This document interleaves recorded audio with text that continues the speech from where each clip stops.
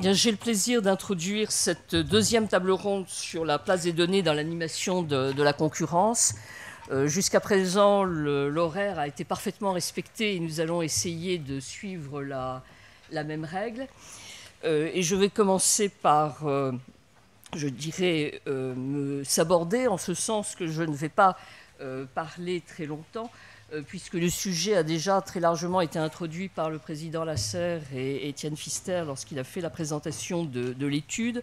Je crois que nous pouvons retenir deux maîtres mots de la table ronde précédente. D'abord que les données ont une valeur, quelle qu'elle soit, donc ce sont des biens susceptibles d'échange, même si le mot gratuité a souvent été évoqué, il est certain qu'il y a d'autres formes de monétisation.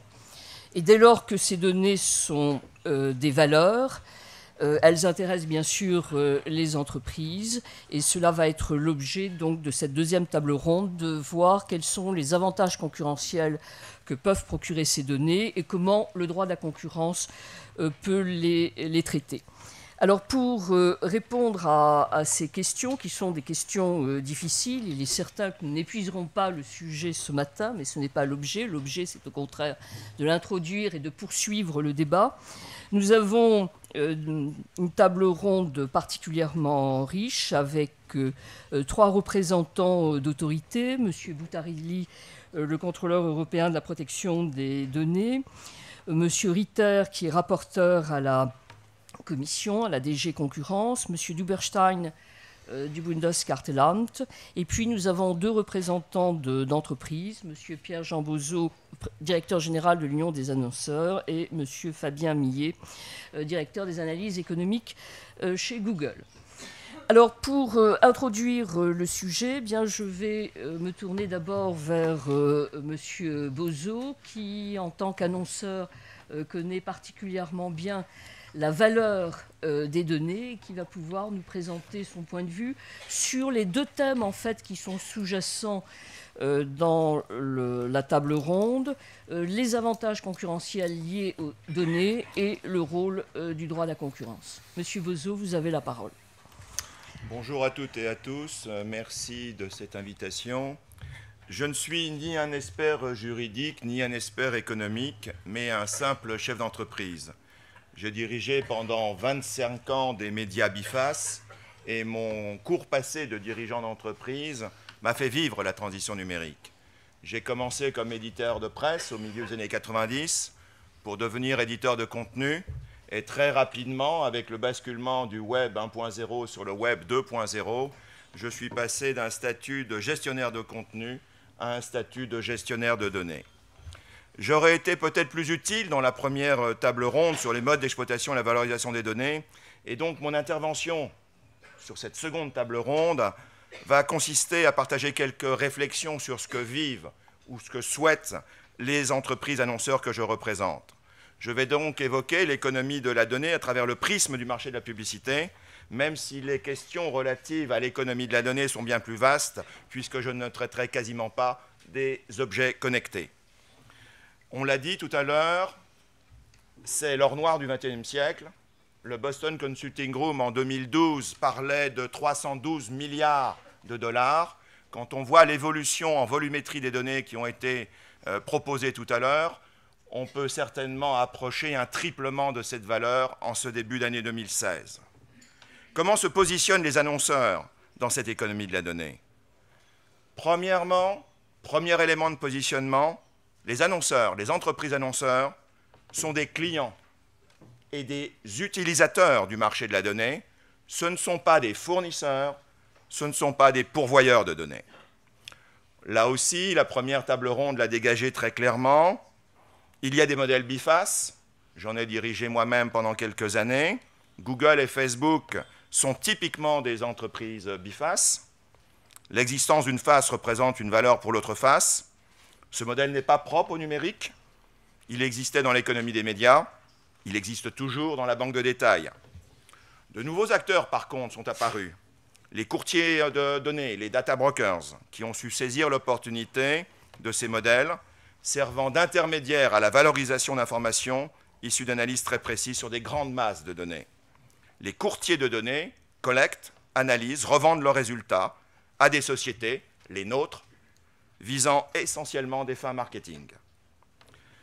Le deuxième modèle, vous le connaissez, même si on n'en a pas parlé ce matin, si je reprends la classification faite par Collin et Collin il y a quelques années, ce sont les modèles serviciels. Les données participent grandement au mouvement de servicialisation, c'est-à-dire le fait de vendre un produit sous la forme d'un service. L'exemple des assurances est clairement instructif à ce niveau-là. Plutôt que de spéculer sur l'accidentologie pour établir leurs tarifs et faire travailler les actuaires, les sociétés se basent désormais sur l'analyse des usages réels des dispositifs grâce aux capteurs et objets connectés qui transmettent des données de conduite, de kilométrage, etc. et qui permettent de profiler effectivement le risque posé par tel ou tel individu. Ces modèles serviciels permettent en contrepartie d'enrichir l'expérience utilisateur. Il y a un troc implicite, données contre services, on en a parlé tout à l'heure. Les géants du web interviennent désormais dans des secteurs traditionnels, deviennent des acteurs qui seront incontournables dans la collecte des données, à moins que les entreprises traditionnelles n'anticipent suffisamment tôt la construction de partenariats de confiance, je souligne le mot confiance, avec les plateformes indépendantes. Clairement, dans ce positionnement du marché, les entreprises annonceurs font partie de la seconde catégorie. Nous sommes effectivement utilisateurs de données. Pour développer nos activités, cela ne constitue pas nos activités principales, contrairement aux grandes entreprises du numérique ou intermédiaires du marché de la publicité, dont on a aussi parlé tout à l'heure, dont l'activité principale est la commercialisation de données. Si les annonceurs sont bien de simples clients, il faut voir que le commerce de la donnée est quelque chose d'important pour nous, puisque les données générées par les relations clients sont d'un des principaux actifs des annonceurs. LVMH ne vendra pas ces données, peut-être que d'autres entreprises dans la grande distribution les vendront, mais pas toutes les entreprises. Ces données CRM, basiquement, structurellement, ne sont pas destinées à être commercialisées. Ces données CRM constituent un actif incorporel majeur des entreprises marchandes du XXIe siècle. Ces entreprises marchandes cherchent donc à protéger ces données des risques liés à toute possession d'actifs et de toute prédation sur ces actifs. C'est une première position des entreprises annonceurs. La deuxième position est très simple. Nos entreprises sont responsables. Cela veut dire quoi? Cela veut dire qu'au travers de leurs messages publicitaires, ce sont les marques des annonceurs qui sont directement en lien avec les consommateurs dont les données ont été collectées. Si les données utilisées pour entrer en contact avec ce consommateur n'ont pas été collectées ou utilisées selon le cadre légal, c'est la marque qui est en première ligne. C'est l'entreprise annonceur qui paye les pots cassés, et non les intermédiaires du marché de la publicité. Les annonceurs sont donc responsables, mais les intermédiaires sont nombreux sur le marché de la publicité. Une étude de notre fédération internationale en a dénombré une petite demi-douzaine. Les agences médias, les plateformes d'échange, les fournisseurs de données, les prestataires technologiques, dans lesquels nous avons eu le sacrilège de ranger Google, mais aussi AppNexus et d'autres sociétés, et d'autres prestataires, notamment les intégrateurs et les serveurs de publicité. Nous pensons que la multiplication des niveaux d'intermédiation augmente les risques de collecte de données hors du cadre légal. Ces risques entraînent directement la responsabilité publique des entreprises annonceurs, car les intermédiaires sont inconnus des citoyens consommateurs. Le développement par ailleurs de l'Internet des objets, je pense notamment aux beacons que l'on va maintenant avoir systématiquement sur les têtes de gondole ou les linéaires des grandes surfaces, risque lui aussi de conférer des positions monopolistiques à certains opérateurs, motorisateurs entre guillemets américains. Les annonceurs sont clients, les entreprises annonceurs sont responsables, mais qu'attendons-nous exactement sur les données? Très clairement, nous attendons une régulation de l'économie de la donnée. Pour nous, entreprises annonceurs, cette régulation peut s'exercer à un double niveau. L'application de la réglementation de la concurrence ou l'application des règles sur la protection de la vie privée et des données personnelles. L'application de la réglementation de la concurrence. Encore une fois, je ne suis pas un spécialiste et je laisserai les spécialistes de cette table ronde bien plus compétents que moi s'exprimer. Je me contenterai de poser un certain nombre de questions. Concernant tout d'abord la définition de marché, doit-on parler de marché connexe? Sur le plan des pratiques anticoncurrentielles, il y a des questions qui se posent sur la notion de facilité essentielle. L'accumulation importante de données par une entreprise biface est-il constitutif d'une facilité essentielle? Pourrait-on exiger de cette entreprise un accès aux données? Une entreprise dominante pourrait-elle refuser l'accès à ces données au nom de la protection de la vie privée et du respect de la réglementation des données personnelles? D'une certaine façon, le législateur s'est emparé de ces questions puisque le projet de loi République numérique consacre son premier chapitre à l'économie de la donnée qui prévoit l'open data. Sur le plan des concentrations, il y a des questions qui se posent autour des effets de réseau. L'accumulation de données est-elle constitutive d'effets de réseau ou au contraire d'effets pro-concurrentiels? Pour l'instant, il nous semble qu'il n'y a pas de réponse claire dans la pratique décisionnelle. Il sera intéressant que les experts de cette table ronde en débattent. En tout cas, je serais très intéressé de les entendre. Mais il me faut livrer malgré tout deux constats. Réguler cette économie des données est un véritable défi, car la définition même de la donnée peut poser problème. Nous avons une définition extensive de la donnée personnelle, qui est retenue incorporant des données comportementales, adresse IP, contenu des cookies, et plus seulement des données strictement personnelles, le nom, le prénom, le numéro de la carte bleue. On parle d'une donnée très volatile, qui circule très rapidement. Le facteur temporel, la vélocité, comme disent les Américains, est quelque chose qui est important dans le big data. Et finalement, cette circulation se fait presque à l'insu des acteurs via les nouvelles technologies. Peut-on conclure qu'il y a une régulation naturelle et un marché ouvert et suffisamment d'acteurs alternatifs? En France, un acteur comme Criteo a pu émerger et se coter au Nasdaq. Cette volatilité est propice à la captation des données et aux utilisations et aux reventes indues, constitutives de parasitisme et concurrence déloyale. Un exemple, lorsqu'un annonceur partage sa base de clients, son CRM, avec tous ces nouveaux acteurs du marché, ces 5 niveaux d'intermédiaires dont j'ai parlé tout à l'heure, pour essayer d'avoir une donnée encore plus enrichie, il est inscrit dans son contrat que cette donnée de son CRM, sa donnée qui lui appartient, ne doit pas être partagée, recoupée et vendue à des annonceurs concurrents. Mais les annonceurs n'ont aucun moyen de le vérifier. Quelle garantie avons-nous? Quelle portée ont ces clauses contractuelles? Il est important pour les entreprises annonceurs de pouvoir travailler avec des partenaires respectueux de leurs données, composés d'informations confiées par leurs clients et prospects. Dans tous les cas, cela nous inquiète. Si des réponses sont apportées au travers du droit commun de la concurrence évoqué précédemment, ou au travers du droit commercial plus classique, les annonceurs seront bien entendu à l'écoute de ces solutions. On parle aussi d'une donnée dont les valeurs sont très disparates et rapidement obsolètes. Une donnée temporelle, très liée au cycle d'achat des produits et des services, en tout cas s'agissant de données comportementales. Aujourd'hui, je suis jardinier, je vais acheter une brouette, et demain, j'achèterai une paire d'escarpins, effectivement, pour ma compagne. Ce qui importe n'est pas le big data, mais la smart data, la bonne donnée, au bon moment, au bon endroit, et pas forcément une exhaustivité des données. La concurrence ne va-t-elle pas se réguler en partie grâce à cette recherche d'une donnée plus qualitative? C'est une question. L'acquisition d'une donnée qualitative passe-t-elle par l'accumulation d'un grand nombre de données? Autre question à laquelle je ne répondrai pas. Une régulation sur les règles de la protection de la vie privée des données personnelles, protectrices du consommateur et qui indirectement règlent la concurrence. Je vais me permettre de citer le président Bruno Lasserre. Il faut veiller à ce que les innovateurs de demain puissent combattre ceux d'aujourd'hui, favoriser l'entrée de nouveaux acteurs, encourager le développement. Je crois aussi à la stratégie du consumer empowerment, donner aux consommateurs le pouvoir de choisir. L'Union des annonceurs est parfaitement en phase avec ce constat. On doit laisser le choix à l'internaute ou non d'accepter que l'on exploite ces données.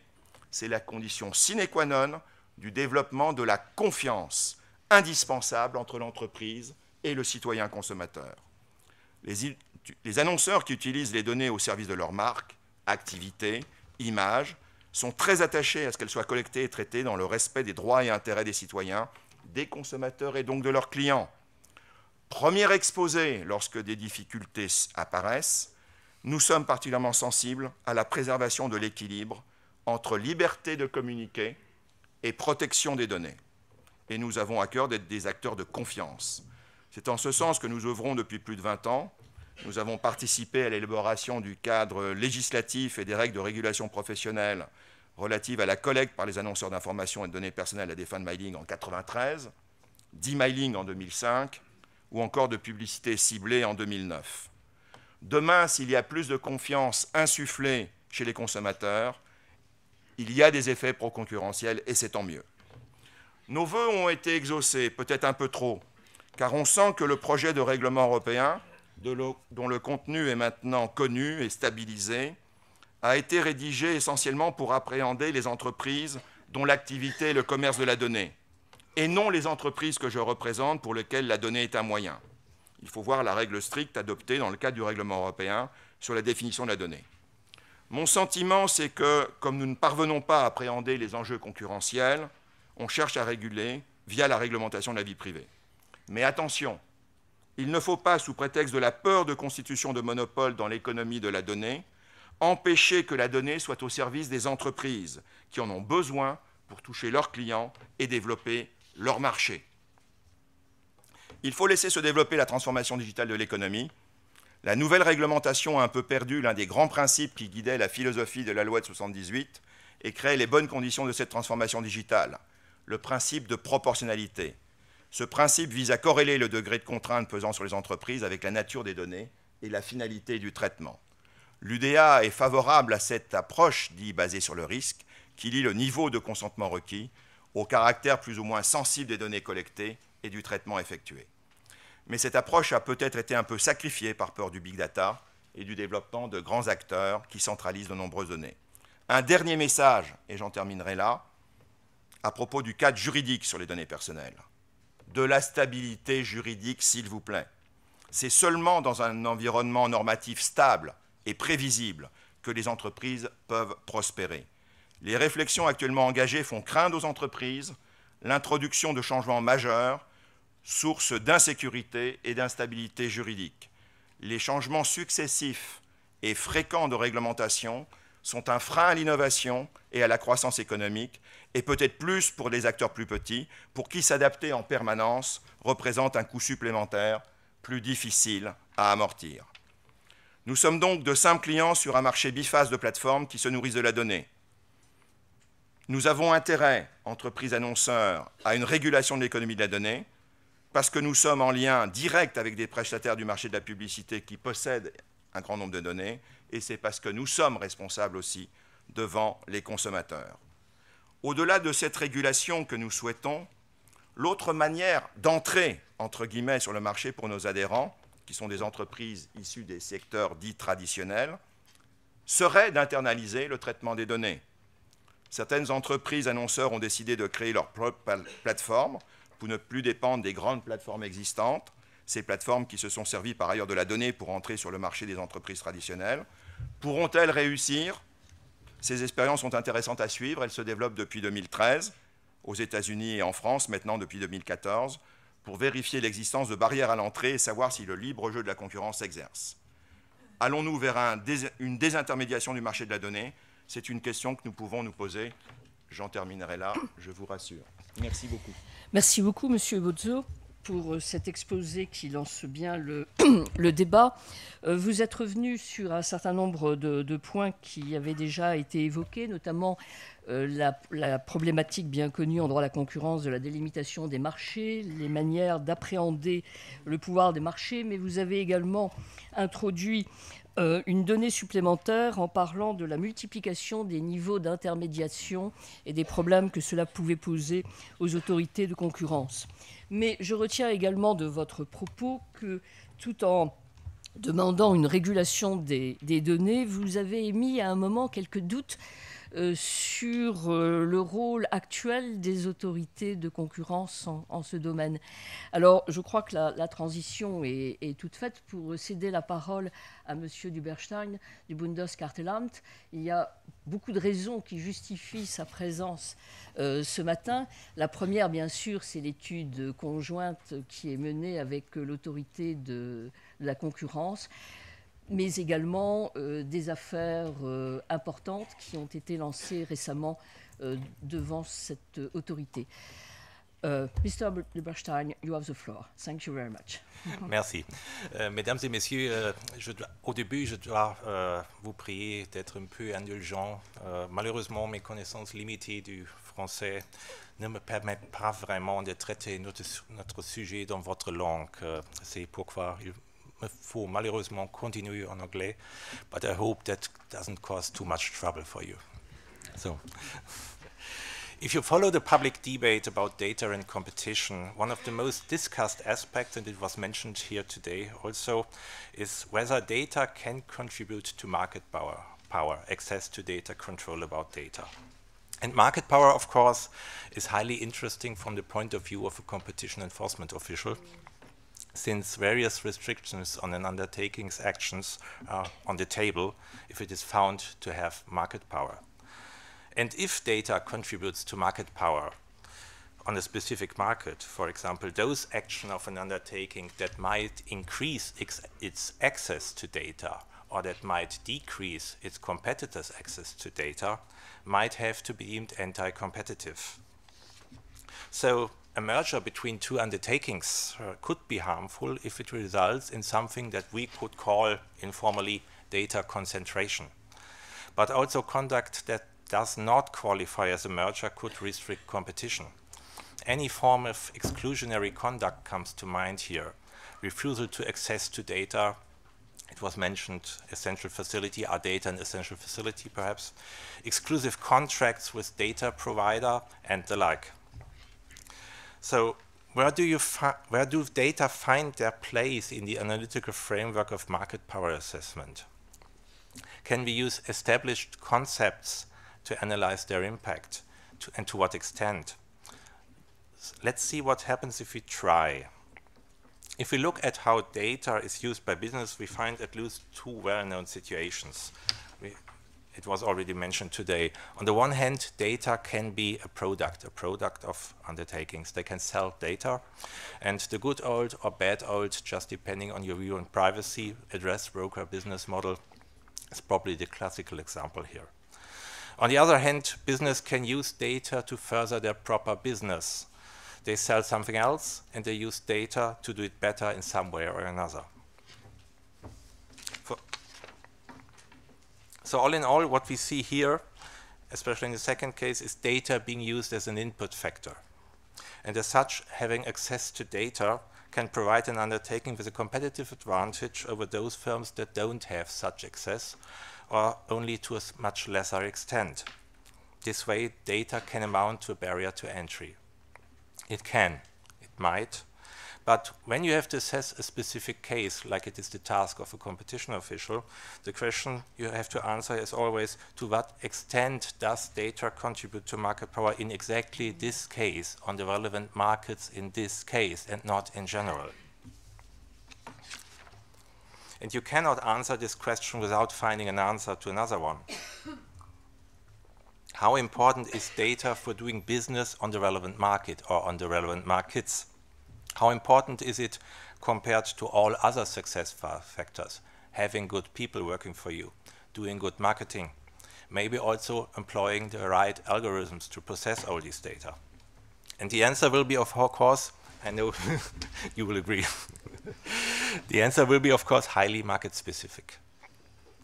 But if the company, to illustrate this, let's have a look at a more traditional impact factor. I've chosen gold for reasons of simplicity here. If you just consider a jeweler, he will have severe problems doing without gold. But if the company you are reflecting on does something else, let's say a car body painting service, things apparently look different. This business can safely ignore that one customer in 5 years that wants to have his car gold-plated. Can do this without having fear for negative consequences for its market position. But with respect to data, it's probably not as obvious as in these two examples. So you have to check, what do data play a role? What is their importance? And that's, of course, very, very market and case specific. The observation that an undertaking collects data on a large scale and invests a lot of money in doing that might be interesting as an indication here.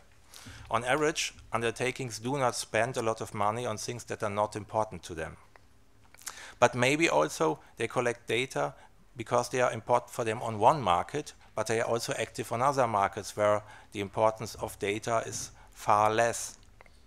Market power, after all, is market related. So in practice, it might be helpful to answer the question of importance first, because if the answer amounts to something like not that relevant in my case, you can save yourself a lot of time and effort by skipping the following questions that are quite complicated. So if the answer is data is important or something like that, you will next have to ask yourself, is it scarce? Because if data is not scarce, it will be highly unlikely that access to it provides a competitive advantage. The question of scarcity may sound silly given all these talks about explosion of data, or as some say, the output is data is doubling every 2 years. It might sound even more stupid if you consider that the consumption of data is in principle non-rivalrous. Just have a look at our reference example and imagine a little gold bar. The fact that I have it and use it for whatever purpose excludes the fact that you have exactly this gold bar and use it for your purposes. But the same is not true for data in principle. The fact that I have the information that you sit here in the room does not exclude the fact that everyone else has this information too. So data should be available to everybody, question mark. But this is of course only half of the story. Rivalrous or not, before I can have any data, I must get them. And there may well be some hurdles that have to be overcome for that. In principle, of course, there are two ways to get data. The first one would be generate it yourself. The other way would buy them from somebody else, get them from somebody else. An example of the first way and a good method for an undertaking to get some interesting data is, of course, to observe its customers or its prospective customers, which is done on a large scale on the internet every time you surf the web. But of course, you can also directly ask your customers for some data about themselves. But asking might face some obstacles. Sometimes you can't just always just take what you want. Think of our reference input factor and consider a situation where an undertaking knows that there is a lot of gold in the soil in some area, but just telling the people living there and owning around, hey, I'm going to mine it, will most certainly provoke an unfriendly response. And the same holds true for data. There are, of course, data protection laws that can make it illegal to collect personal data or some categories of personal data. So our undertaking might have to ask a lot of people for their permission. And even where that is not necessary, it might still need some form of cooperation to be able to collect the data at once. So it well may cost money to secure that permission or that cooperation. And obtaining data from those third parties that offer them in bulk, data brokers, will often involve paying for the data too, of course. Further, the impression that the only thing that an undertaking has to do is to decide between collecting some data themselves or buying them may be wrong, even if all these claims about the explosion of data prove to be true. Consider once again our reference example. Gold is gold, of course, except perhaps for some different degrees of purity. But the same does not hold true for data. There are, for example, data about media consumption habits, but they are probably not that useful to you if they are about the media consumption habits of American teenagers and your target market is German pensioners. There are perhaps data about traffic movements in a French city. They are not of much interest for you if you are a pharmaceutical company that has to decide whether to develop a new product. So your data needs can be very, very specific. And if you are unlucky, the type of data a firm needs are rather rare, and someone else has secured exclusive access to them.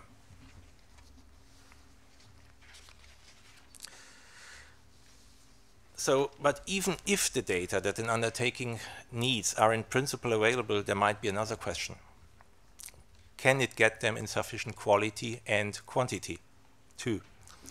So think about data about personal interests of a group of people. Data about their hobbies, their eating preferences, their preferred type of music.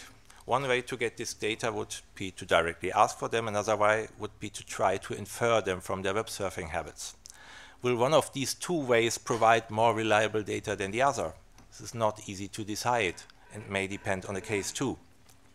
But if, for example, directly asking people would indeed provide more reliable data, an undertaking that has found a way to get people to answer all these questions about themselves could have a competitive advantage with respect to this data, at least if the way to get people to answer the questions cannot be easily replicated by others in a successful way.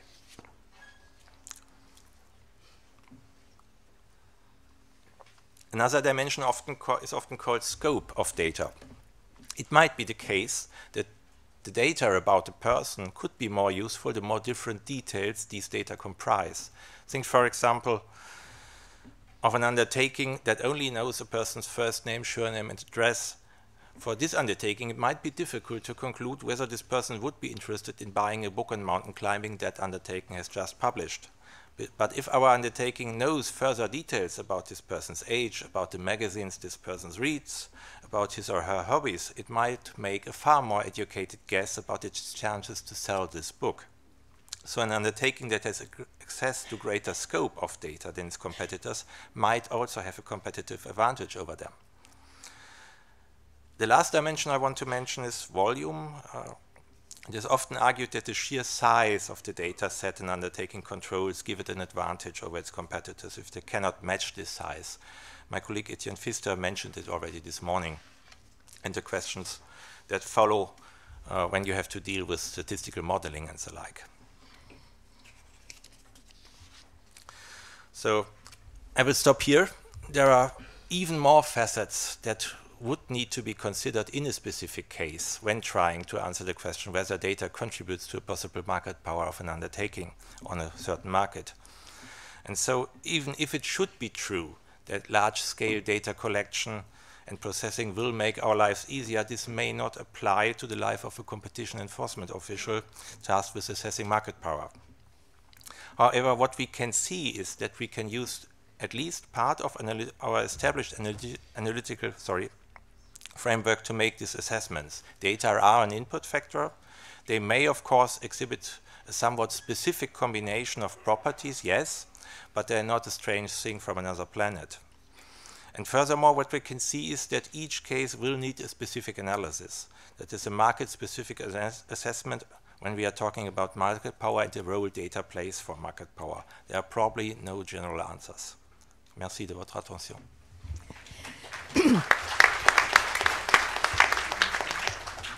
Thank you very much.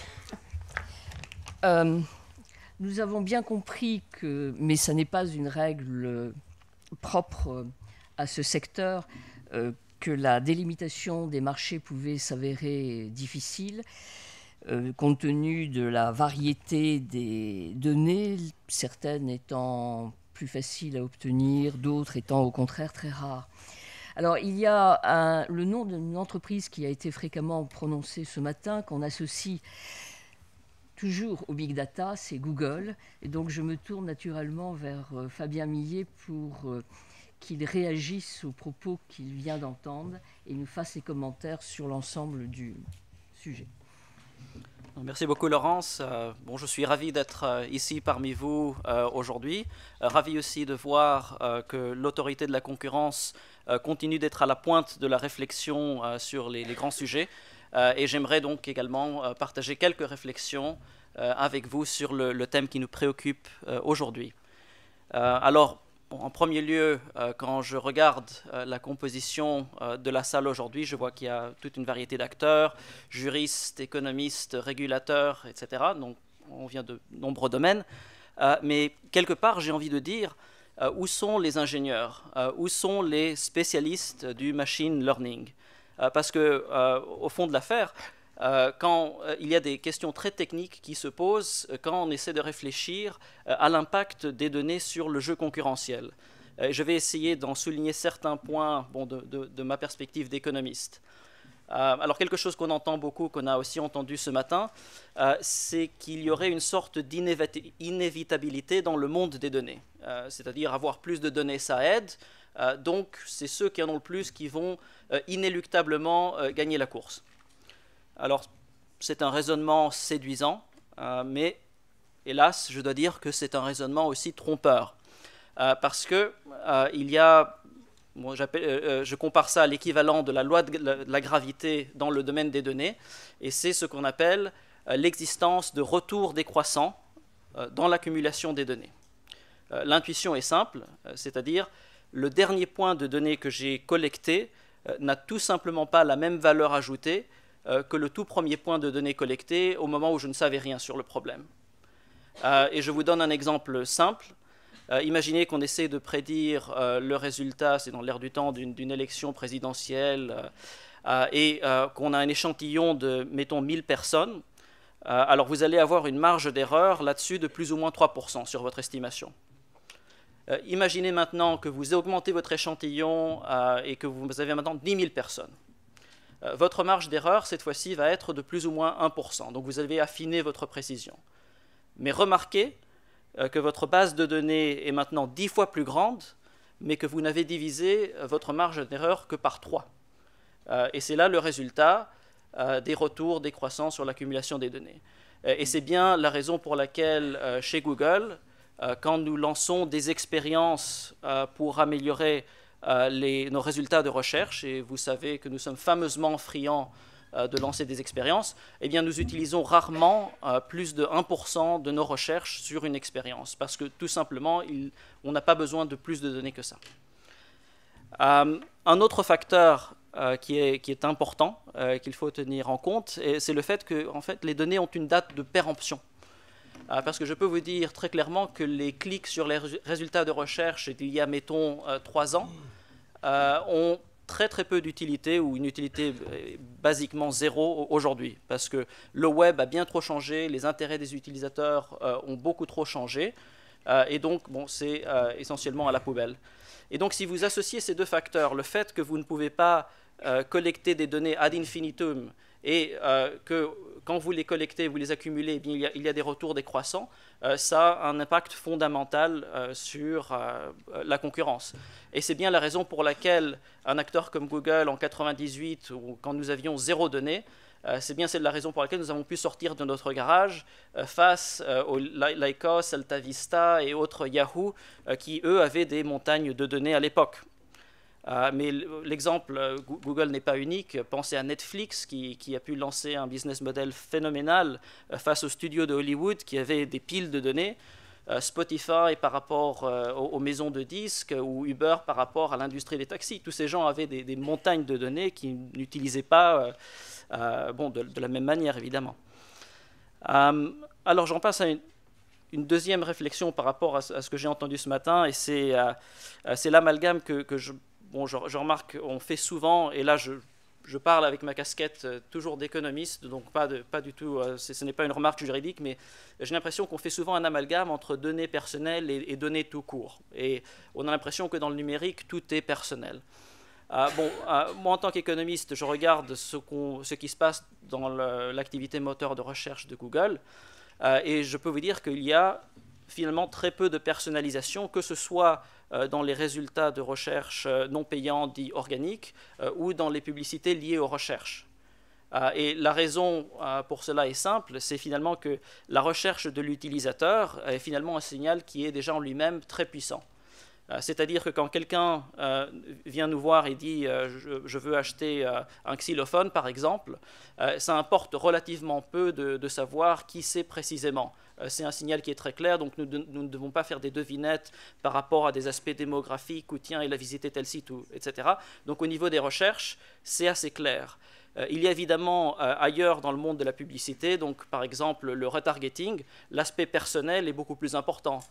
Ça, c'est le cas de figure où vous regardez un box set Star Wars sur Amazon et pour la semaine qui suit, toutes les publicités que vous voyez sur des sites tiers, c'est tout du Star Wars partout. Donc là, évidemment, c'est un aspect qui est plus personnalisé, mais là encore, il faut traiter les choses, je dirais, au cas par cas. J'aimerais maintenant amorcer peut-être le deuxième aspect de notre table ronde. Et ça, c'est la question de savoir est-ce que les autorités de la concurrence devraient prendre en compte plus spécifiquement la protection des données personnelles dans leurs analyses. Là encore, sous ma casquette d'économiste, ma réponse est assez claire et je ne vois pas la raison pour laquelle on ferait cela. Parce que, disons, pour moi, le raisonnement est identique à dire il faudrait que les autorités de la concurrence se préoccupent de l'hygiène des locaux dans leurs analyses, par exemple. Je m'explique. À mon sens, le droit de la concurrence a pour but de préserver le processus de la concurrence sur un marché, et c'est par la suite ce processus qui se charge de délivrer toute une série de bons résultats pour les consommateurs, pour l'économie dans son ensemble. On pense, et le président Lasserre le mentionnait tout à l'heure, au bas prix, à un bon inventaire, à la qualité des produits. Et donc, la protection des données personnelles fait partie donc, de cette qualité qui est livrée par une bonne concurrence sur le marché. Et élever ce résultat spécifique à un statut différent des autres résultats ne me semble pas logique en soi et relève plus d'une approche de régulation que d'une approche, disons, de protection de la concurrence, à mon sens.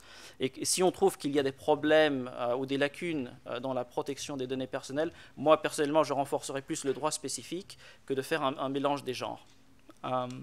Voilà, donc ça c'était une impression personnelle. Et finalement, peut-être terminer sur une question qu'on a entendue lors de la séance précédente, qui m'a beaucoup frappé et que c'est un point de vue que je partage tout à fait, qui est de dire pourquoi nous intéressons-nous tellement aux données quand il s'agit du monde numérique et si peu quand on parle de tous les autres secteurs. Les supermarchés collectent des piles de données sur toutes les transactions que nous faisons au guichet, des piles de données sur tout ce qui est les cartes de fidélité. Pareil pour la banque, la finance, les assurances. Je ne vois pas pourquoi nous aurions une asymétrie dans le traitement des données qui ont une importance dans l'animation de la concurrence à travers tous ces secteurs. Et on me dira sans doute, et on me dit souvent, non, écoute Fabien, ça c'est gentil, mais le numérique c'est spécial, il y a des effets de réseau partout, winner takes all, etc. Mais moi je passe le plus clair de mon temps à réfléchir à l'économie numérique et je vois que c'est bien plus compliqué que ça. Et donc je rejoins mon collègue du Bundeskartellamt ici pour dire qu'il faut une analyse vraiment au cas par cas et que le risque, en tant qu'être humain, nous voulons des réponses simples. L'économie numérique est nuancée et on a tendance à trop vite tomber sur des slogans ou l'équivalent économique de contes d'enfants. Et c'est regrettable. Voilà, merci, j'espère que ça contribuera à notre réflexion.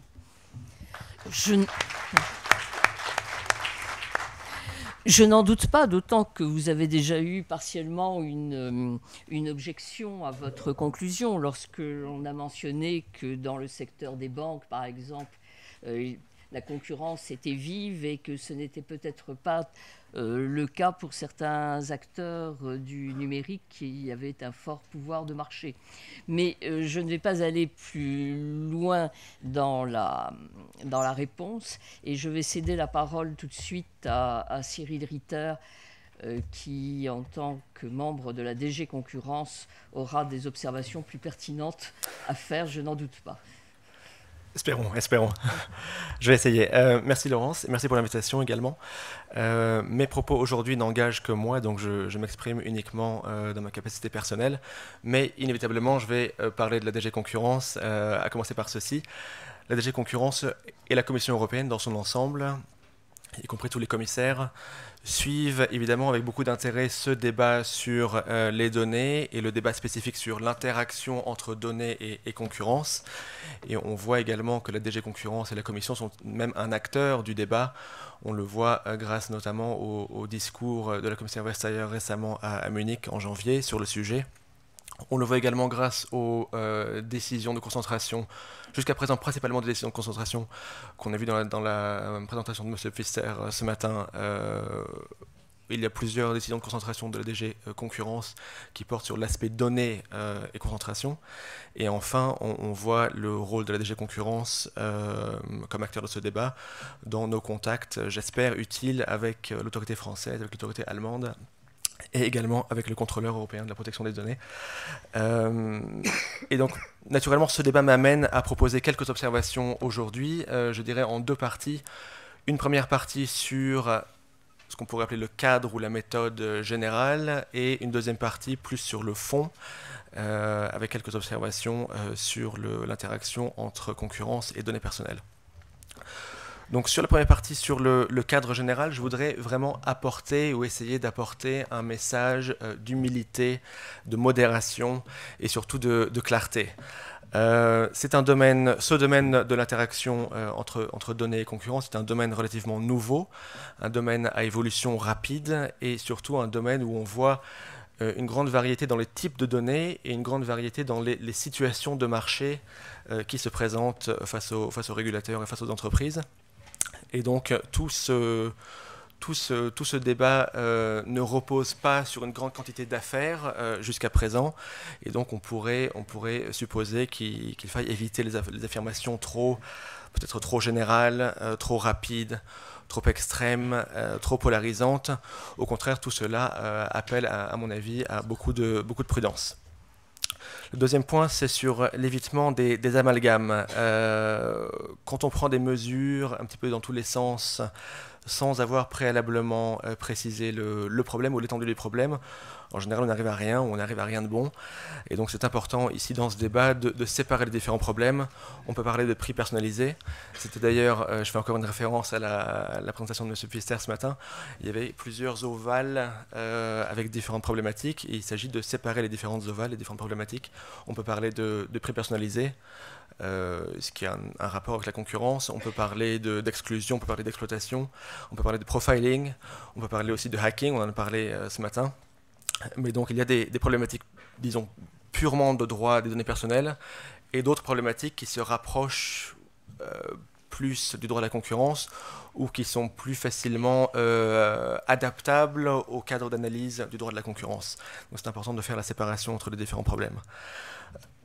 Également, un point qui vient d'être abordé, c'est la séparation entre les problématiques, d'une part, de données personnelles, et les problématiques, d'autre part, de big data. Pourquoi ? Parce que on pourrait dire, en fait, ce sont deux ensembles qui se chevauchent en partie, puisque certaines données personnelles sont aussi des big data, et inversement, certaines big data sont aussi des données personnelles, mais ce ne sont pas des ensembles qui se chevauchent complètement, et donc, inévitablement, on a dans certains cas, des problématiques différentes. D'autre part, on pourrait, pour schématiser un petit peu, on pourrait dire que les problématiques de données personnelles sont plus proches de la question de l'abus d'exploitation, alors que les problématiques de big data sont plus proches de la question de l'abus d'exclusion ou les pratiques d'exclusion. Et donc là, on a déjà une séparation très claire dans la vision concurrence de ces différents types de données.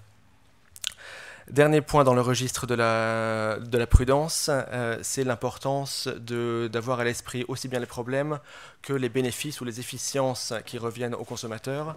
Et on n'a pas besoin de beaucoup d'attention pour comprendre que les données ont également permis beaucoup de nouveaux produits ou de meilleurs produits ou de nouvelles caractéristiques de produits qui sont par définition des avantages aux consommateurs et qui doivent être pris en compte dans tous les instruments du droit de la concurrence, qu'il s'agisse des accords, l'article 101, ou les abus, l'article 102, ou le droit du contrôle des concentrations. Donc dans tous ces aspects du droit de la concurrence, on prend en compte, on met en balance les efficiences par rapport aux problèmes de concurrence.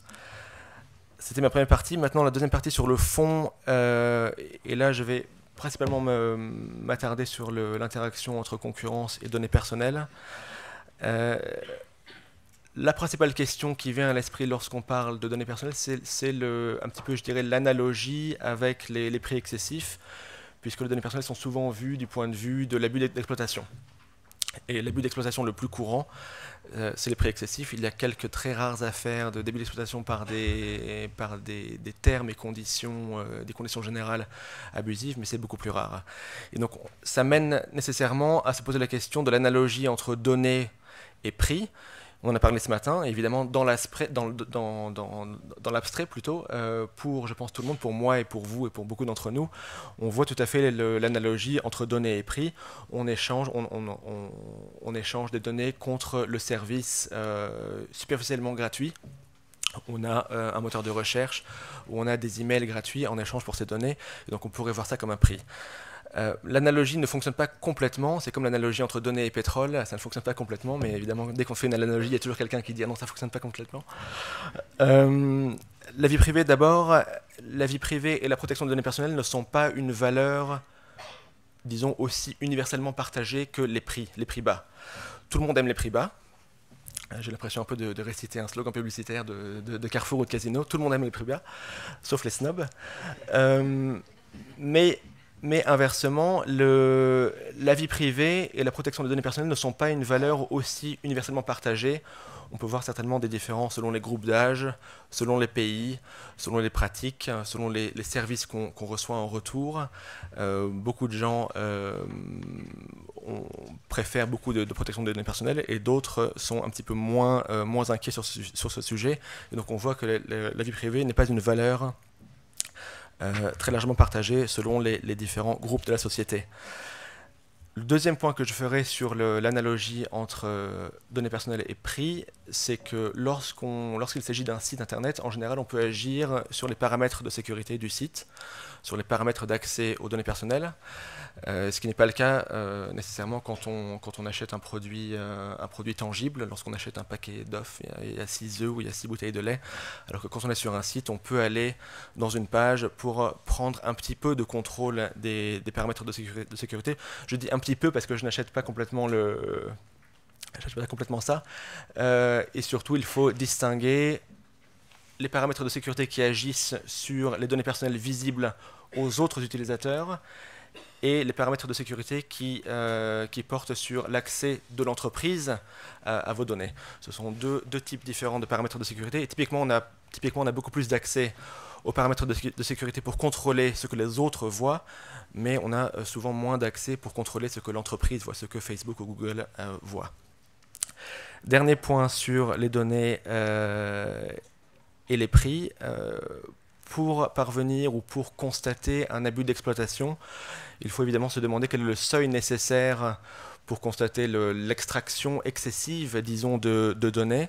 Et ce seuil nécessaire, on peut, en toute logique, se demander si ça nécessite une infraction du droit des données personnelles, ou si le droit de la concurrence peut indépendamment faire une espèce d'évaluation du niveau d'extraction de données qu'on voit comme approprié ou légal ou illégal lorsqu'on constate une infraction.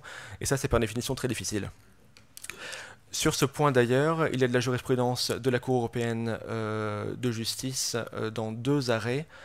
L'arrêt ASNEF d'une part qui énonce très clairement que les problématiques de données personnelles ne sont pas en tant que telles, et je cite le langage clé, ne sont pas en tant que telles une matière pour le droit de la concurrence, et d'autre part l'arrêt AstraZeneca qui précise que la légalité d'une pratique au regard d'un autre domaine du droit, ce qui pourrait être le droit de la protection des consommateurs ou le droit des données personnelles, cette légalité d'une pratique au regard d'un autre domaine du droit n'est pas pertinente pour l'évaluation au regard du droit de la concurrence.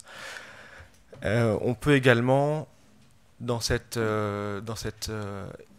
évaluation de l'interaction entre droit de la concurrence et droit des données personnelles, on peut également avoir à l'esprit la différence entre les 2 types de droits, puisque le droit de la concurrence est un droit qui a pour objectif de faire coller, disons, les situations de fait aussi proches que possible des préférences des consommateurs. Le droit de la concurrence est là pour s'assurer que les situations de fait collent aussi proche que possible aux mouvements de prix et de qualité et aux exigences des consommateurs. Et donc il y a un aspect très fort qui provient des préférences des consommateurs, alors que inversement le droit des protections des données personnelles est un droit qui provient des droits fondamentaux, C'est un droit qui a un aspect tout de suite plus moral et moins connecté aux préférences de consommateurs. C'est un peu comme le tabac. Le droit des données personnelles, c'est un droit qui cherche à réguler un problème, encore une fois de la même manière que le tabac, en informant les consommateurs et en prenant des mesures indépendamment des préférences des consommateurs. Et donc on voit une différence très claire dans l'approche entre le droit de la concurrence et le droit des données personnelles. Merci bien.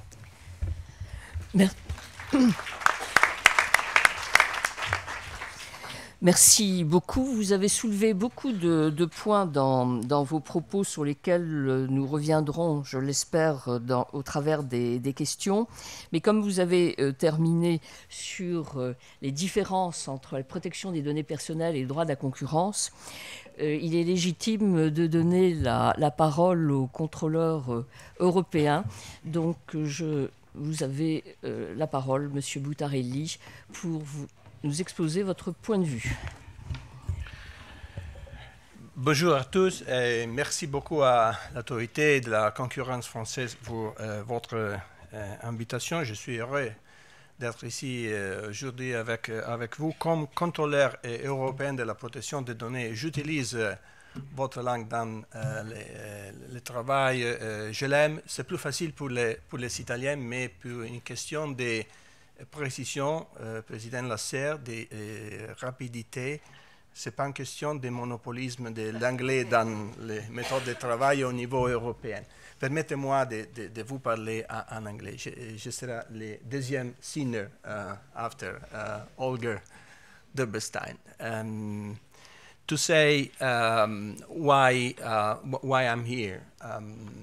Since a couple of years ago, April 2014, we launched a debate at international level on the interaction between privacy and competition in the digital environment.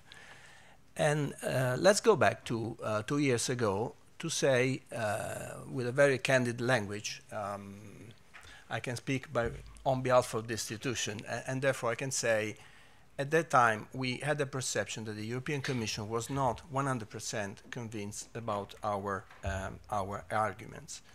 But then, since then, there has been much debate and also some actions at national level. So the recent and most dramatic development at national level by Bundeskartellamt is simply the last one.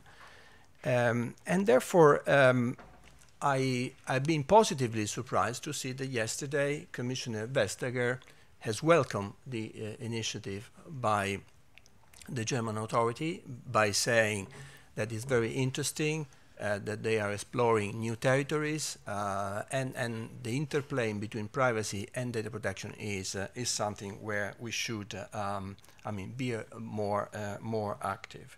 And we also see other organizations, including, for instance, the European Association for Consumer, BEUC, calling for joining up enforcement. I will not go into details about that preliminary opinion, which will be followed by a last one we would like to adopt by June, July this year at the latest. But let me simply make 3 references to that document. First of all, we cited the predecessor of Commissioner Vestager, Vice President Almunia, since he said at that time that there hadn't yet been a full market analysis of free digital services. Second, since we identified at that time the need to recognize personal data as intangible asset, and we called for authorities to better cooperate and to identify new scenarios, to think in a future-oriented manner. I will come back to this point at the conclusive remarks, and to see for potential standards for measurement of market powers. And finally, we criticized the treatment of the Google DoubleClick merger case. The Federal Trade Commission attended the workshop we organized in June 2014, and we said that there have been a sort of purely economic approach with no assessment of the consumer welfare or the users of search engines. Today, 2 years later, we have new phenomena to analyze. First of all, the growing accumulation of data by a handful of players. And this, in our viewpoint, has two big results. First of all, it distorts the market, and second, it disempowers individuals, meaning that it reduces the control they should have over data about them. An important communication by the European Commission on Big Data released last year showed that only 2 out of 20 big data players in the world are located in the EU.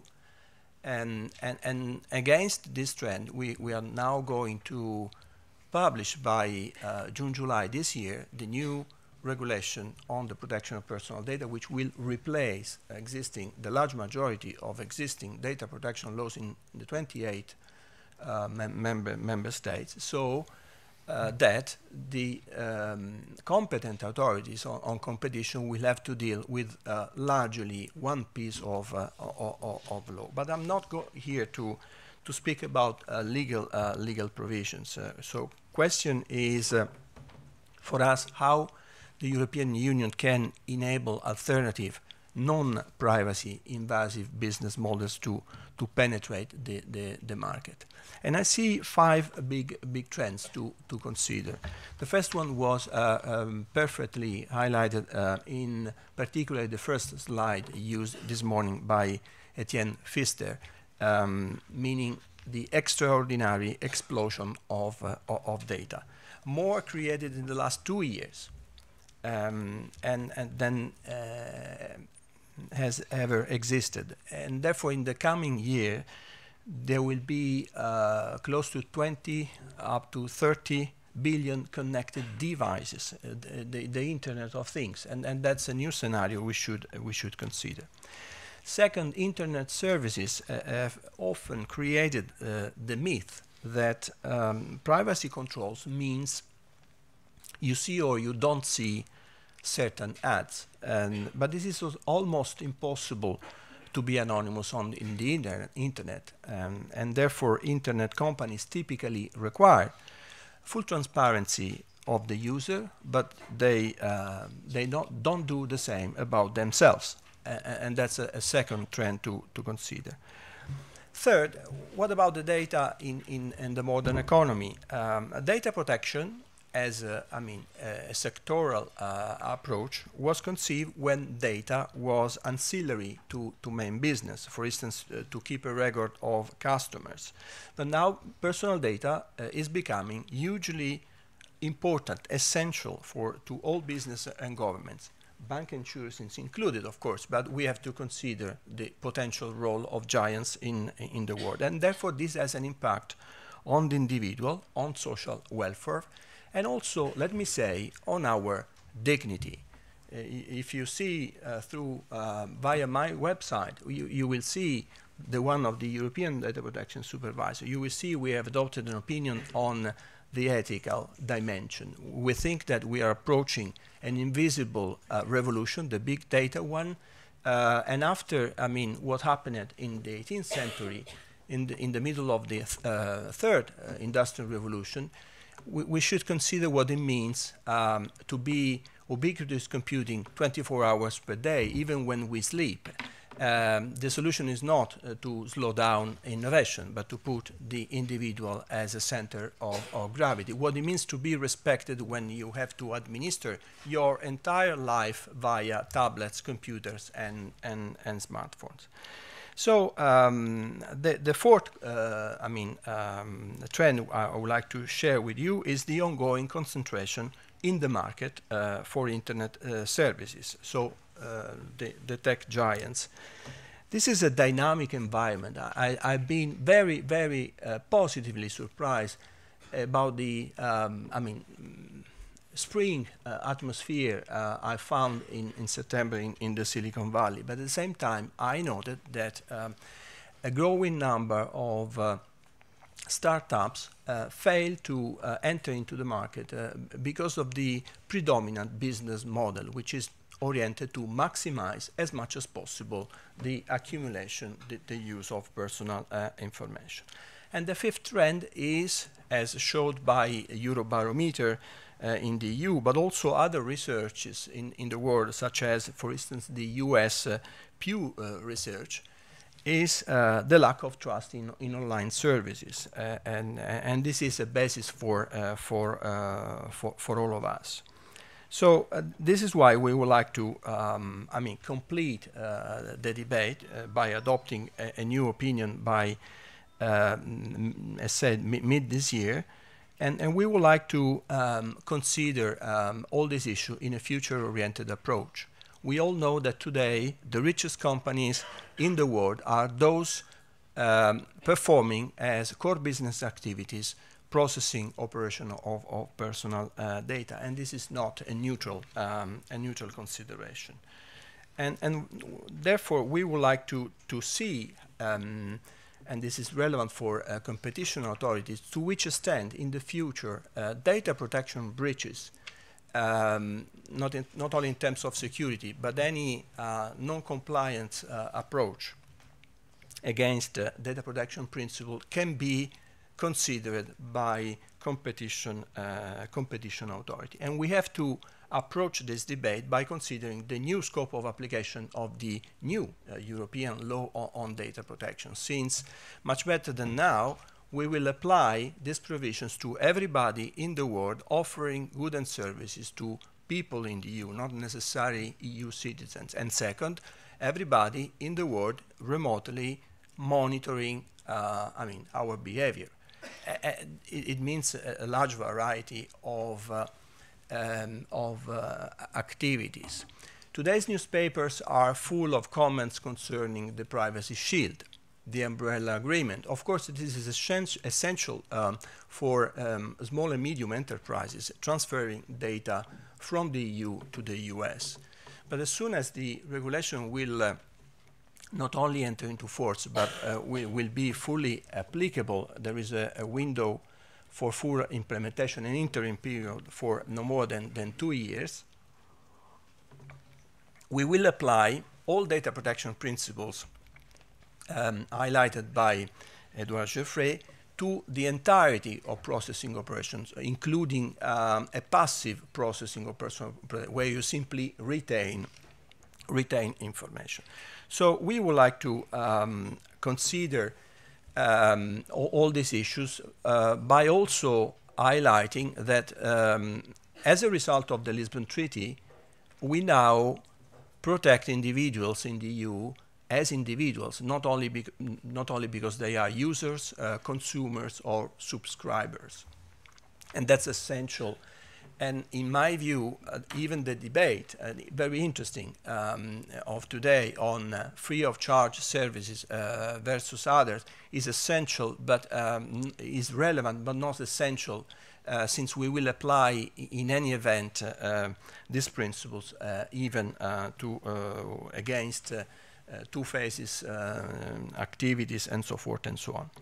We would like to ask competent authorities within, competition, the European Commission, other sister authorities in data protection, to consider how we can make the principle of interoperability, data portability, a reality in the next future, and how to put the individual in control of their data. So one of the options, for instance, is to invest energies on what we call data vaults or data stores.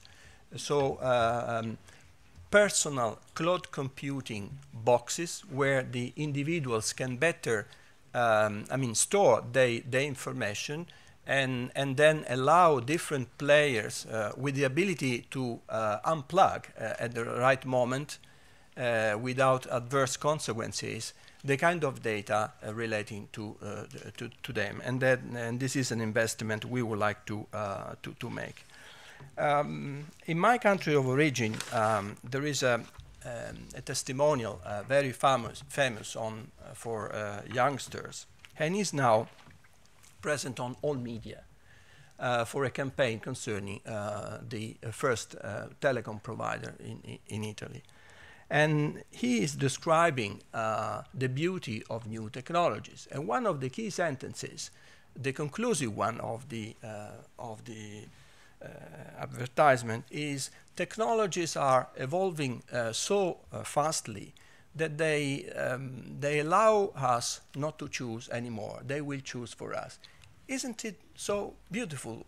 Why don't you, I mean, subscribe for that? So that's the kind of message we should consider by also approaching the ethical dimension. I will not have time to enter into more details. You will see a full speech I have prepared for today. Let me simply quote, I mean, the titles, because I have invested some energies to approach 8 misconceptions I found when dealing to the issue of personal data and competition. So the idea that big data is not personal data, that's one misconception we challenge, because the most valuable data is, of course, information that helps us to understand, to predict, to influence behavior. Edward Geoffrey has been very effective in highlighting what it means today, personal data concerning identified or identifiable individuals, so a broader notion, as he said. I would like to simply add, by subscribing what he said, that in the future we risk to see as disappear the notion of anonymity and the notion of identifiability. Because anonymity means irreversible,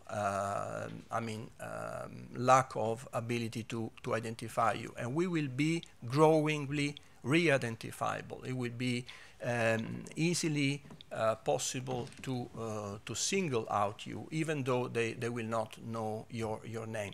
And perhaps even the notion of data subject, the individual to whom the information relate, will perhaps disappear.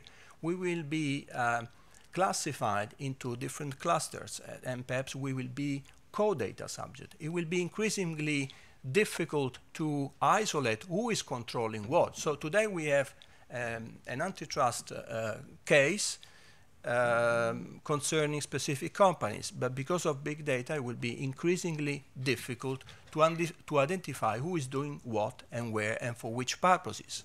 Not speaking about the risks in terms of quality of data, since big data is based on the use of a lot of information. The second misconception is that every kind of personal data processing is as such an infringement of privacy. I think this is not the case. It is an interference, but is not as such unjustified. So legal requirements may make this processing lawful and fair, for instance, a meaningful informed choice consent, or perhaps a well-balanced legitimate interest as now regulated by the new regulation. And let me, in 1 second, simply refer to the Gosteja-Gonzalez Google Spain case concerning the right to be forgotten, because we all know how the court dealt with the idea of a legitimate interest by Google to profit from providing in terms of information, but also they compare this with the fundamental rights of the individual. Another misconception relates to, the expectation that we should not regulate big data because online behavioral advertising and targeted ads are good for competition. So you will see in my speaking note that we think that we will not punish people just because they harvest data, but at the same time they cannot say that you don't pay with your data. The fourth misconception, and approaching my conclusion, is that people don't care about privacy and that convenience is more important. I think we can refer easily to a lot of surveys in Europe and see how, including people on social networks, they are reluctant in sharing their sensitive information, for instance, on medical problems. There is a very interesting Dutch survey of young people, and which is published on a website. The fifth misconception is that competition authorities only deal with specific cases. I think it's time to pay attention to the big picture and understand the big trends, because by approaching specific cases only, I'm not sure we will identify the right solution.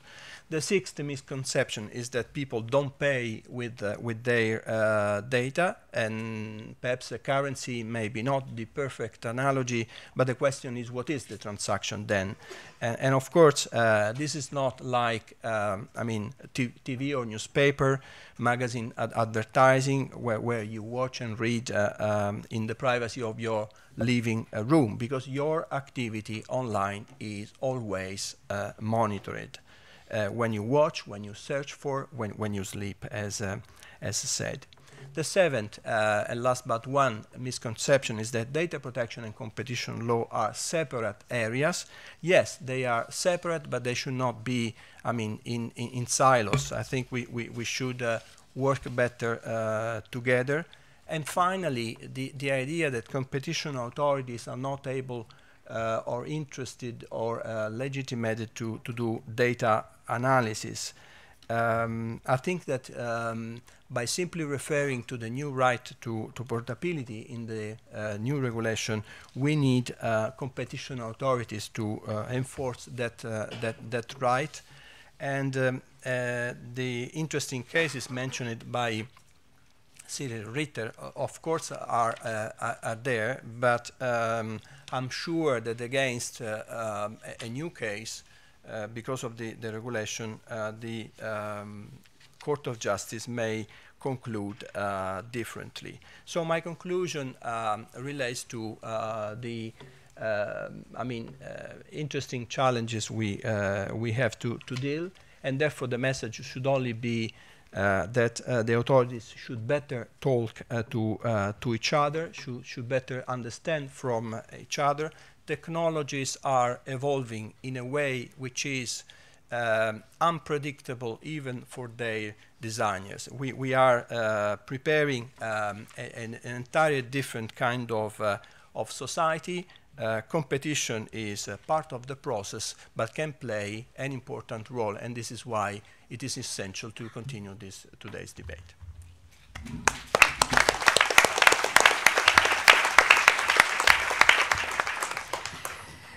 Merci beaucoup. Vous nous avez ouvert des voies très larges pour la discussion. Nous n'aurons pas beaucoup de temps, mais je peux quand même peut-être prendre une ou deux questions.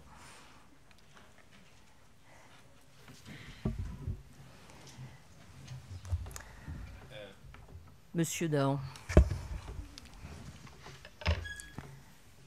À vrai dire, il ne s'agit pas réellement d'une question, c'est une suggestion à Monsieur Bozo, puisque j'ai compris que les données un peu anciennes ne valaient rien, ou presque rien.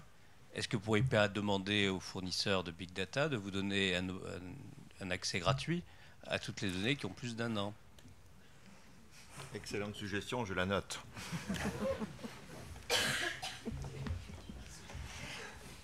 Monsieur, est-ce que vous pouvez vous lever et vous présenter, s'il vous plaît?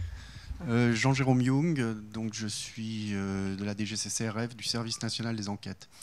Alors j'aurais simplement deux questions qui s'adressent en premier lieu à Monsieur Bozo, qui me semble soulever un paradoxe. Vous avez évoqué le fait que les entreprises, les annonceurs respectent et sont très attentifs à la protection des données des utilisateurs que des utilisateurs leur confient.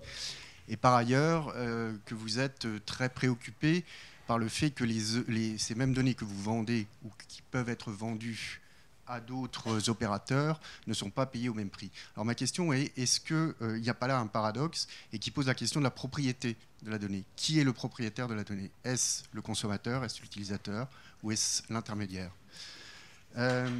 Et ma deuxième question, qui est un peu liée à celle-ci et qui fait le lien avec le droit de la consommation, c'est la question qui était sous-jacente, c'est la question du prix de la donnée.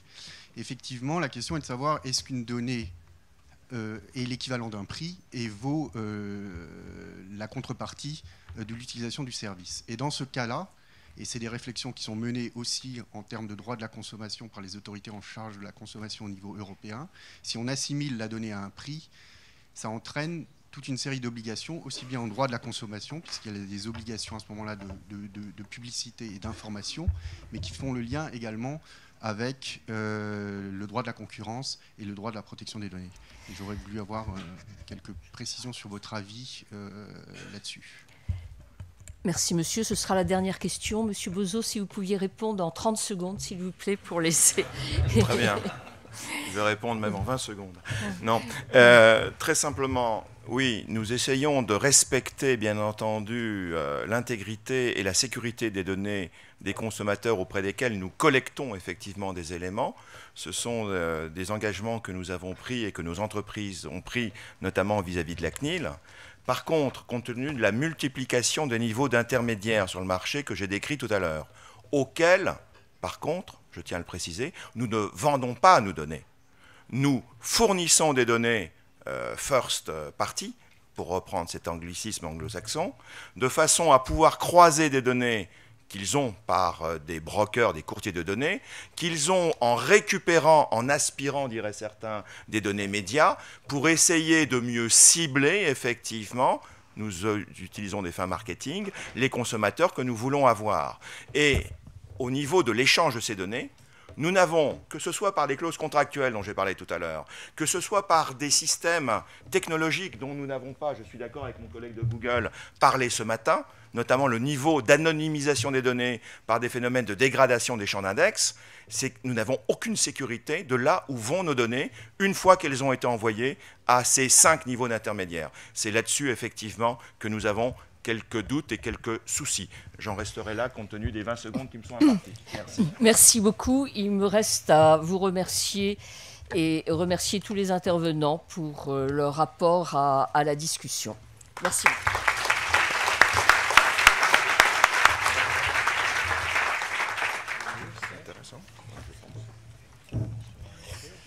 À mon tour de remercier tous les participants à ces 2 tables rondes et à ceux qui les ont animées, et notamment Laurent Sido. Mais c'est un grand plaisir d'accueillir maintenant Axel Lemaire, secrétaire d'État chargé du numérique, dans ces locaux de l'ENA. Et je voulais remercier Nathalie Loiseau, directrice de l'ENA, de nous les prêter. Et vous l'avez vu, ça n'est pas pour rien. Ils sont pleins et pleins d'auditeurs attentifs, vigilants. Madame la ministre, c'est un grand plaisir parce que vous avez été, même si vous nous rejoigniez tard, au centre de tous les débats, et notamment votre projet de loi que vous portez pour une République numérique qui a été adopté par l'Assemblée nationale, que vous allez bientôt défendre au Sénat, sur lesquels nous avons travaillé, nous avons été auditionnés, nous avons fait des contributions. Il a été finalement explicitement ou implicitement derrière tous ces débats comme un fil conducteur.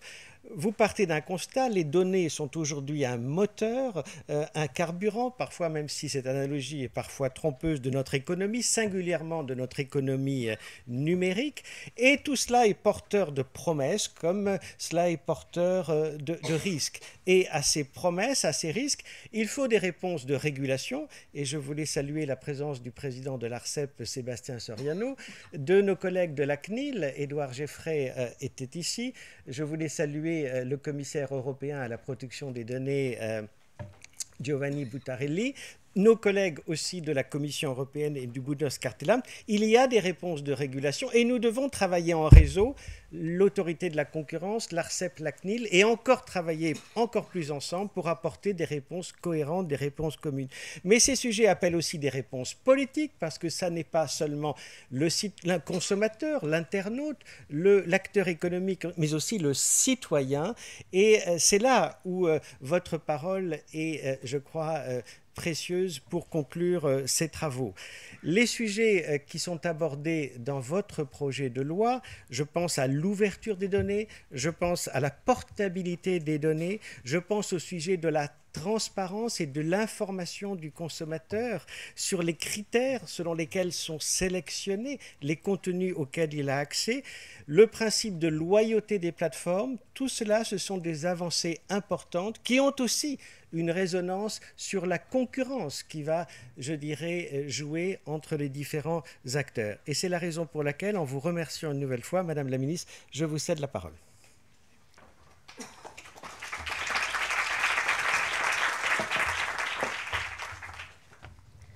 Bonjour à tous.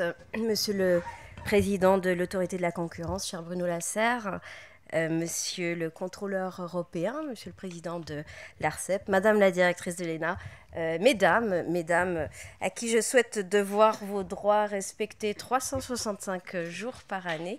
Et Messieurs, je suis particulièrement heureuse de m'exprimer ce matin sur un sujet qui me tient à cœur, vous le savez, la data. On m'appelle parfois Lady Data.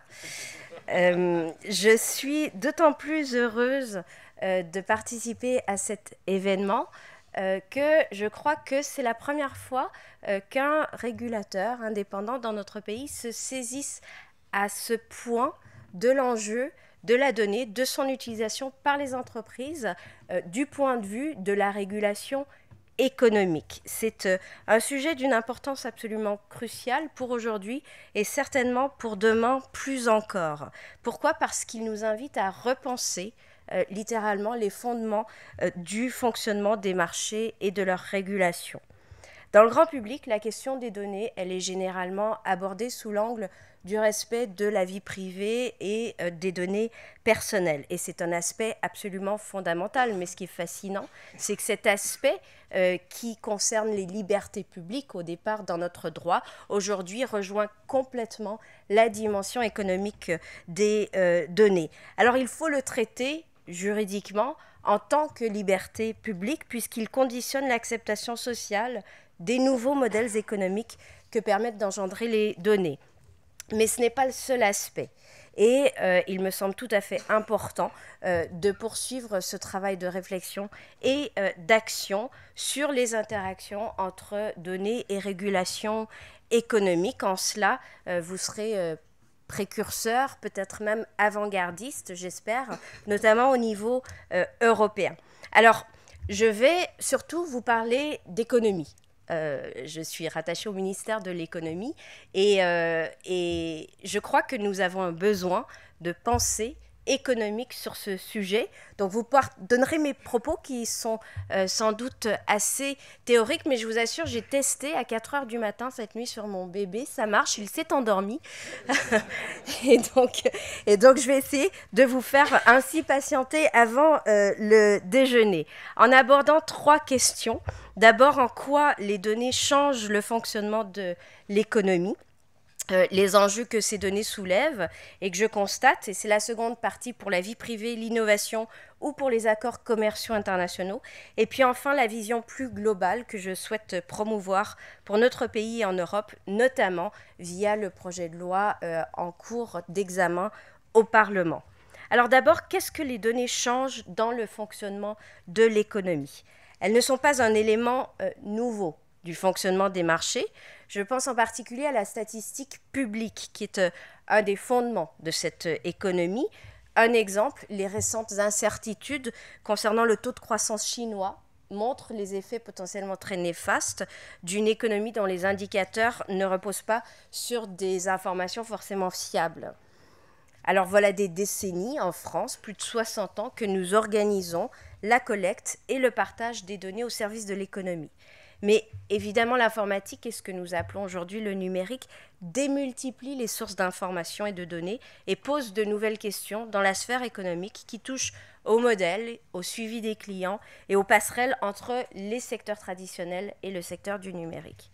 Les données telles qu'elles sont produites et exploitées aujourd'hui, elles se distinguent fondamentalement des produits et des services. Comment ?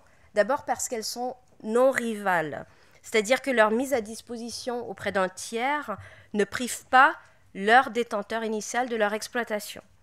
Ensuite, parce que ces données, elles ont des rendements croissants. Plus on dispose de données, plus chacune d'entre elles prend de la valeur, même si cette affirmation doit être nuancée selon le contexte. Et puis enfin, ces données, elles entraînent des questionnements éthiques qui sont nouveaux autour de la question de la vie privée, au point qu'on se questionne sur la notion de vie privée pour aller plutôt vers une notion d'intimité numérique. Au final, on constate plusieurs modèles d'appropriation des données. D'abord, les modèles que je qualifierais d'informatique, qui sont suivis encore par la plupart des entreprises aujourd'hui. L'utilisation de ces données est limitée à quelques finalités précises et un complément à une activité principale de produit ou de service. Ensuite, les modèles qu'en bon français on appelle full data, qui fondent leur modèle d'affaires sur l'exploitation des données. C'est le cas de Google, évidemment, mais également de Facebook ou d'Amazon, et de manière générale de l'immense majorité des startups de l'économie numérique, dont l'objectif principal est d'accumuler des informations sur le comportement de leurs clients. Et puis ensuite, des modèles en transition, où la donnée transforme fondamentalement la manière dont l'entreprise produit et dont ces données conduisent à lui faire changer de métier. Quelques exemples, celui d'IBM et de la maintenance prédictive sur les moteurs Pratt & Whitney. C'est aussi l'exemple de la SNCF qui a engagé une démarche en numérisant ses opérations de maintenance. C'est aussi l'exemple de certaines entreprises de jeux vidéo, freemium, comme Supercell ou King, dont toute l'expertise repose sur la capacité à détecter et à gérer les plus gros consommateurs. Et ce sont des entreprises qui sont maintenant autant des entreprises de data, de données, que des développeurs de jeux vidéo. Et puis, peut-être plus étonnamment, c'est aussi l'exemple de Microsoft qui a fait le choix avec Windows 10 de collecter massivement des données sur l'usage de son nouveau système pour être compétitif contre ses nouveaux concurrents sur le marché des systèmes d'exploitation et des logiciels bureautiques. Donc, dans l'économie numérique, on ne peut que constater que les modèles rentables sont ceux qui exploitent massivement les données et en tirent une position privilégiée sur un marché. Cette rentabilité, vous le savez, elle est gigantesque, encore plus que celle qui va avec le logiciel, puisque le coût marginal quasi nul de la collecte et de l'exploitation des données, qui est combiné à la multiplication des clients et de leurs utilisations, permet des bénéfices très importants, à condition, bien sûr, d'avoir su prendre le leadership. Et c'est cette fameux adage « the winner takes it all ».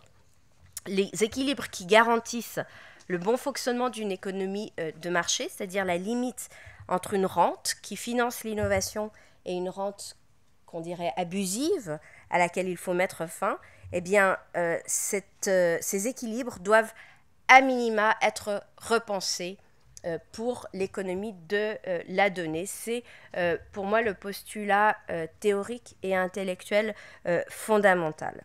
Alors les enjeux, quels sont-ils ? Vie privée, accords commerciaux, innovation, robotisation. J'aimerais partager avec vous les sujets pratiqués plus au quotidien qui illustrent l'importance que prend ce sujet de la donnée dans la vie économique. D'abord, je constate que la régulation des modèles d'affaires fondés sur les données vient avant tout d'autres champs du droit. Je l'ai mentionné, à cet égard, un exemple, la décision de la CNIL de sanctionner l'entreprise Google au sujet de cette déclaration de confidentialité a certainement eu un impact plus direct sur le modèle de développement de cette entreprise que de nombreuses autres demandes qui avaient pu être formulées auprès de cette entreprise géant de l'Internet par d'autres organisations. Car sur la base d'une analyse qui vise à protéger les données personnelles, la CNIL avait demandé à Google de ne pas croiser les données entre ses différents services, limitant de fait les rendements croissant dont j'ai déjà parlé. Il est intéressant de noter néanmoins que quelques années plus tard, Google est devenu une branche d'un ensemble plus grand, c'est Alphabet, dont tous les services ne sont pas forcément reliés entre eux. Dans le même ordre d'idées, Facebook n'a pas spécialement intégré WhatsApp ou Instagram. Ces achats d'autres entreprises visent plutôt à éviter l'émergence d'un nouveau concurrent puissant et à diversifier l'offre de services de ces entreprises. Plus récemment en France, en Allemagne notamment, des procédures ont été initiées sur le fondement du Code de la consommation pour réguler l'usage de certaines données par certains services numériques. Dans un autre domaine, je reçois souvent des délégations qui viennent me vanter les vertus du free flow of data, la libre circulation des données, dans les négociations commerciales internationales. Cette notion, elle a été introduite pour la première fois en droit dans le traité transpacifique qui a été signé l'année dernière, et elle devient véritablement le motto que tous les partisans de l'innovation, de la croissance, tiennent à l'OMC, au G7, au G20 ou à Bruxelles à la Commission européenne. Et pour ma part, je ne vois aucun obstacle significatif à la circulation des données entre les pays européens ou depuis l'Europe vers d'autres continents, mais on peut légitimement craindre d'éventuelles restrictions à cette circulation au sein de l'espace européen, comme l'absence de restrictions qui viendraient nuire au respect de notre état de droit au niveau européen. Il est très clair que certains intérêts ont abondamment profité de l'ouverture de l'Europe en matière de données jusqu'à présent et aimeraient que ce régime ne s'arrête jamais.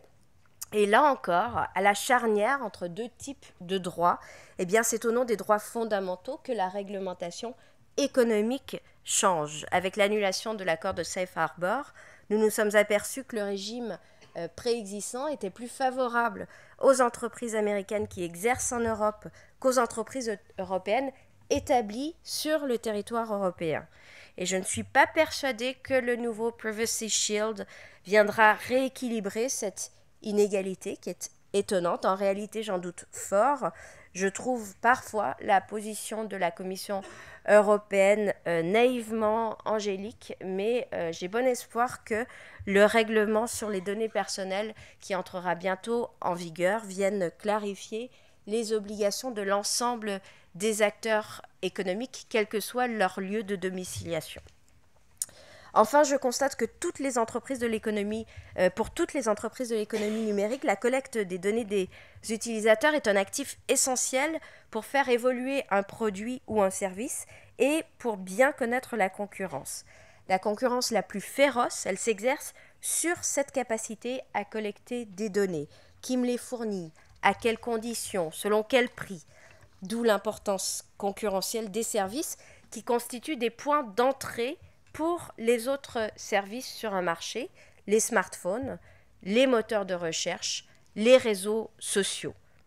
Et contrairement aux opérateurs d'infrastructures classiques, il n'y a pas aujourd'hui de risque, à mon sens, que ces acteurs mettent une espèce de péage financier à l'entrée sur leur plateforme. Non, ce n'est pas là le modèle économique qu'ils défendent. Leur position et les données leur offrent en réalité un autre mode de rémunération, la collecte des informations qui transitent par eux pour enrichir leur connaissance d'un marché des usages. C'est la raison pour laquelle il est particulièrement difficile de faire entrer ces comportements économiques dans nos catégories concurrentielles classiques. Par exemple, le goulot d'étranglement, la situation de monopole et son abus, les tarifications d'accès. Et il est par conséquent tout autant difficile pour un nouvel entrant sur un marché de faire constater une position dominante ou de remplacer cette position dominante. Alors, quelle vision politique défendre dans ce contexte d'un nouveau modèle de régulation économique? Quelles propositions porter? D'abord, éviter 3 impasses conceptuelles. La première est ce qu'on peut dénommer la voie purement libérale, celle qui prétend que le consommateur du XXIe siècle va gérer ses données comme il gère son argent ou comme il gère ses amitiés, puisqu'on gère désormais ses amitiés sur les réseaux sociaux. Il est clair que l'information et le pouvoir d'agir, l'expression n'est pas jolie, mais vous aurez compris qu'il s'agit d'empowerment, sont une dimension qu'il faut développer, qui est essentielle, notamment dans l'économie de la recommandation pour les individus et les consommateurs, mais il ne faut pas trop y compter du point de vue de la régulation économique, parce que l'utilisateur individuel peut réaliser quelques opérations, souvent simples, mais il aura toujours du mal à cerner la valeur réelle de ses propres données. En réalité, il ne voit qu'une certaine partie de l'iceberg, la partie qui le concerne, où il aura aussi du mal à arbitrer des sujets relatifs à l'usage qui est fait de ces données, car il ne voit que l'usage immédiat, qui en est fait, et pas forcément l'usage antérieur ou l'usage à venir. Alors cette voie dite libérale, c'est évidemment celle que plébiscitent la plupart des entreprises qui invoquent le caractère émancipateur de ce nouveau pouvoir donné aux particuliers, ainsi que ses vertus concurrentielles pour les marchés. Je crois que c'est surestimer le pouvoir des consommateurs que de penser qu'à eux seuls, ils sauront faire des données le levier d'une concurrence efficace. Ce que je constate aujourd'hui, c'est que l'utilisateur du numérique, il est entier. Il embrasse sans limite les nouveaux services quand ceux-ci lui apportent une réelle plus-value. C'est le cas, par exemple, du smartphone ou de l'usage des réseaux sociaux. Ou à l'inverse, il rejette en bloc quand il est gêné par une autre pratique, comme le montre l'exemple des adblocks, des bloqueurs de publicité. Ces actions s'affineront au fur et à mesure du temps, au fur et à mesure qu'ils s'approprient les usages numériques, mais ils ne peuvent pas constituer l'alpha et l'oméga d'une politique de concurrence. La deuxième impasse, c'est celle qu'on peut appeler celle de la voie CNIL 1978, où chaque traitement de données est strictement encadré pour n'autoriser que ce qui doit l'être selon des règles qui ont été définies par la seule puissance publique. Dans nos économies ouvertes, une telle restriction ne sera qu'un désavantage compétitif pour les entreprises qui s'y conformeront au bénéfice de celles qui s'en passeront, et notamment de celles qui peuvent échapper à l'applicabilité du droit. C'est ce qui s'est passé avec le Safe Harbor. Alors, je crois que ce matin, vous avez parlé d'autres modèles alternatifs. C'est par exemple celui de Snips. Et je souhaiterais que ce type de modèle soit plus reconnu. J'y contribue moi-même par la loi pour la République numérique ou par le soutien financier à des technologies de maîtrise des données. Mais être frugal en matière de traitement de données, aujourd'hui, en 2016, ça ne constitue pas un avantage compétitif de masse. La troisième impasse, c'est la voie du rien de nouveau sous le soleil. Et il ne faut surtout rien faire car nos droits, nos modes actuels de régulation existent et suffisent pour appréhender les nouveaux modèles de concurrence de l'économie numérique. Je pense que cette voie elle est particulièrement erronée car elle ne prend pas en compte, en tout cas pas aujourd'hui, la gratuité de la reproduction des données ou alors les nouveaux champs de partage des données qui sont de nouveaux champs de concurrence. Donc cette autre vision qui part du principe qu'il existe un besoin de régulation des entreprises innovantes et de la concurrence des données, la voilà. Et je me donne beaucoup de mal à expliquer à nos homologues étrangers que assurer un nouveau type de régulation, c'est encourager la libre concurrence et donc la liberté sur les marchés et l'arrivée des nouveaux entrants. C'est plutôt un discours pro-business que je tiens et il serait trop facile et trop simplificateur que de résumer l'approche d'une nouvelle régulation économique en matière de données comme étant restrictive pour les entreprises et pour leur accès au marché. Non, la nouvelle vision que je défends, elle s'articule autour de deux axes. D'abord, la mise en commun des données, d'une part, et la concurrence exacerbée autour de ces données, d'autre part. Comment concilier ces deux axes? D'abord, profiter des bénéfices des rendements croissants et de la non-rivalité des données pour engager une politique ambitieuse de développement de la circulation des données, de certaines données, par leur mise en commun pour les entreprises et pour les citoyens. L'objectif, c'est de définir les données qui doivent être d'intérêt commun et sur lesquelles il ne peut pas y avoir d'exclusivité. C'est d'abord toute la politique ambitieuse, très proactive, d'ouverture des données publiques qui est menée actuellement par le gouvernement. Mais c'est aussi ce que nous avons décidé d'appeler les données d'intérêt général, c'est-à-dire des données dont l'accès est indispensable pour l'exercice même d'une activité. Cela peut être les données de transport, les données d'énergie, les données relatives aux transactions immobilières, par exemple.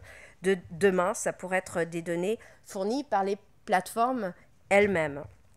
Cette politique d'ouverture et d'accès, elle vise à tirer parti des nombreuses externalités positives qui sont associées à une meilleure utilisation des données, le développement des startups, le renforcement de la concurrence entre les fournisseurs de services qui utilisent ces données, les innovations permises par le renforcement des activités de recherche et de développement, les gains d'efficience pour l'administration, etc. Nous proposons donc une gestion de la donnée qui se rapproche de la gestion de la connaissance. D'ailleurs, ces deux thématiques sont abordées dans le projet de loi pour une République numérique, puisque nous facilitons l'accès aux sources de connaissances, notamment aux publications scientifiques, comme nous créons cette nouvelle catégorie de données d'intérêt général. Pour que le progrès avance, il faut faire avancer la science fondamentale sans qu'elle soit appropriée par certains. Eh bien, c'est le même raisonnement qui est tenu pour les données. Le deuxième axe concomitant, c'est celui du développement d'une concurrence qui, elle, se veut absolument exacerbée au-dessus de ce socle commun de données d'intérêt général. Il faut pour cela développer les outils qui permettent à un acteur innovant d'accéder à des informations privilégiées sur un marché donné. Il faut accélérer les modalités de résolution des cas de concurrence qui sont fondés sur les données. Il faut fluidifier massivement le jeu concurrentiel pour faire émerger des innovations. Là aussi, c'est un axe essentiel du projet de loi pour une République numérique, puisque nous avons identifié plusieurs mesures qui visent à améliorer le fonctionnement du marché avec les données. Et non, dans ce cas précis, il ne s'agit pas de réguler pour enfreindre, il s'agit de réguler pour mieux libérer. L'accès aux données des délégations de services publics doit permettre, par exemple, aux administrations d'optimiser la mise en concurrence des prestataires. Autre exemple, la portabilité des données qui vise explicitement à faciliter le changement de fournisseur en reproduisant ce que la portabilité du numéro de téléphone portable a permis il y a quelques années dans le secteur des télécoms.